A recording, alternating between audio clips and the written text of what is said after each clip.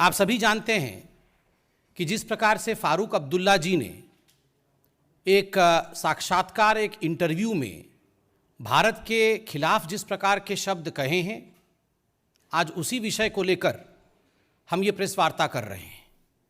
फारूक अब्दुल्ला कोई साधारण राजनेता नहीं है, वो पूर्व मुख्यमंत्री हैं, वर्तमान सांसद हैं।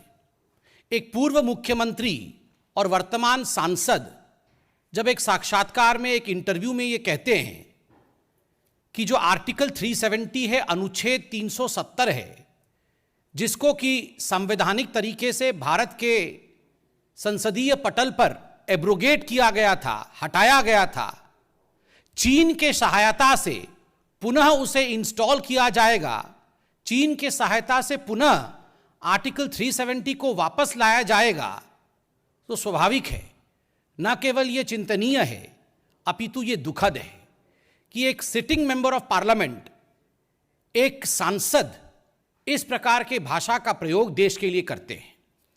अगर आप उस इंटरव्यू को देखेंगे तो उस इंटरव्यू का दो पहलू है।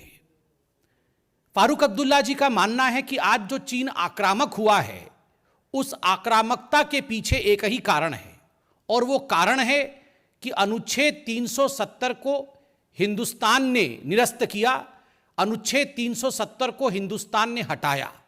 Mr. Farooq Abdullah categorically in his interview states that since Indian Parliament abrogated Article 370, it has irked China, it has disturbed China, and that's why China is justified for the kind of aggression that it has taken on. एक तरह से फारूक अब्दुल्ला अपने इस interview में न्यायोचित ठहराते हैं चीन के इस विस्तारवादी मानसिकता को, और दूसरी ओर उससे भी बढ़कर एक तरह से एक देशद्रोही कमेंट करते हैं और कहते हैं भविष्य में चीन के साथ मिलकर अगर हमें यह मौका मिलेगा तो हम अनुच्छेद 370 वापस लाएंगे। Together with China, with the help of China, we would bring back article 370। यह मुझे समझ में नहीं आता है कि एक सिटिंग सांसद इस प्रकार की बातें कैसे कर सकता है। कैसे वो कह सकते हैं कि किसी दूसरे देश के साथ मिलकर हम अनुच्छेद 370 वापस लाएंगे।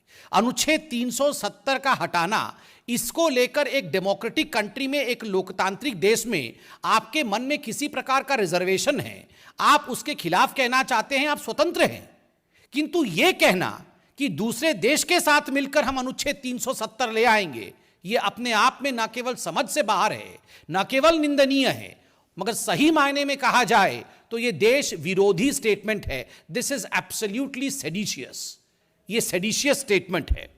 बंधुगण, जहां तक फारूक अब्दुल्ला जी का सवाल है, फारूक अब्दुल्ला जी एक रिपीट ऑफेंडर है। यह कोई पहली बार फारूक अब्दुल्ला जी ने ऐसा कहा हो, ऐसा नहीं हुआ है। इससे पहले भी फारूक अब्दुल्ला जी ने कई बार इस प्रकार के स्टेटमेंट दिए हैं, जिसको आप सुनकर, जिसको आप देखकर हतप्रभ रह जाएंगे। आपको याद होगा फारूक अब्दुल्ला जी ने 24 सितंबर, अभी चंद महीनों पहले यह कहा था कि अगर आप जम्मू कश्मीर में जाके लोगों से पूछेंगे कि क्या वो भारतीय हैं, तो लोग कहेंगे नहीं, हम भारतीय नहीं हैं, हम भारत में रहना भी नहीं चाहते हैं। और दुखद विषय था कि उसी स्टेटमेंट में 24 सितंबर को फारूक अब्दुल्ला ने यह भी कहा था कि अच्छा होगा अगर हम चीन के साथ मिल जाएं।